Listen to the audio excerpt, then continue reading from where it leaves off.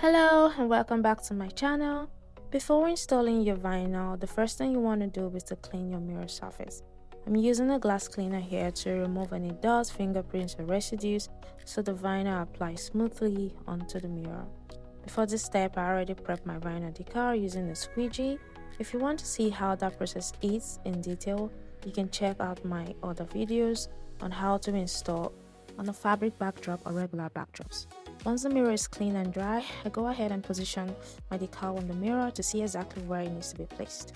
I'm working with a white vinyl on the mirror. It can sometimes be hard to see, so I like to use a light to help me see the letters clearly and make sure everything is positioned correctly. Next, I use my scraper or squeegee to firmly press the vinyl on the mirror surface. This helps the letters transfer smoothly and prevents lifting or bubbles. After making sure everything is well adhered, I slowly and gently peel off the transfer tape, leaving the vinyl design cleanly installed on the mirror. And here is the final look.